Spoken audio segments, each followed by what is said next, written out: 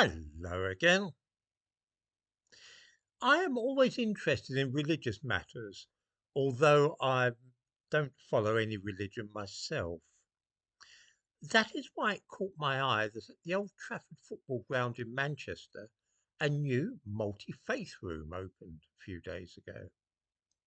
I give a link to a piece about this in the description to this video. We read that it is a dedicated space for fans of all religions to practice their religious rituals during matches and events, and also that it offers a more inclusive experience within the stadium, and it reaffirms Manchester United's commitment to providing a welcoming environment for all its fans, regardless of their religious backgrounds, as part of its efforts to promote values of diversity and mutual respect.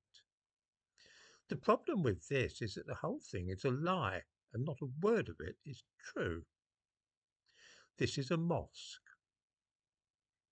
Has anybody in their life ever been to a Christian chapel or place of worship without seats? Ever? I do not say that Christian worshippers do not sometimes kneel. Of course they do. But seats are still there in every church in Britain.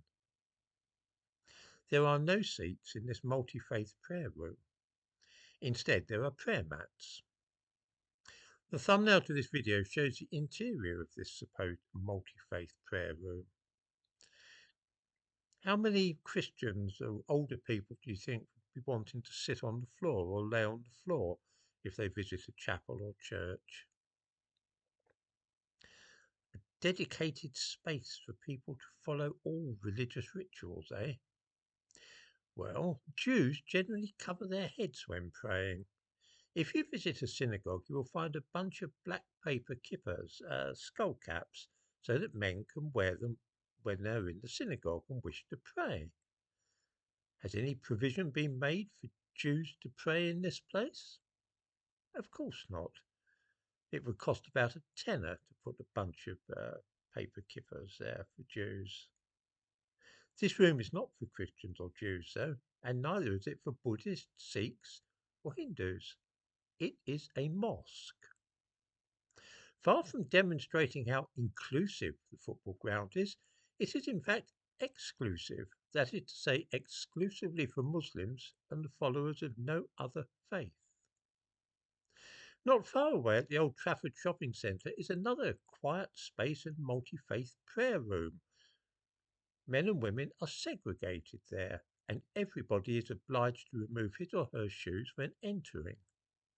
This actively discourages the followers of any other religion from using the place. What about a Christian couple who wish to pray? Well, they can't go in there and do that together because men and women are separated here. This is a deception. Neither this place nor the one recently opened at the Old Trafford football ground are in the least inclusive or designed for the followers of any other religion but Islam. They are mosques. Not that I object to mosques, you understand. I'm very keen on religious architecture and also like to pray in various settings. When I was in Iceland last month, I visited a glorious Lutheran cathedral. Well, not technically a cathedral, there was no bishop's chair, but it's nearest thing to a cathedral in Reykjavik, and I found it an inspiring place to pray.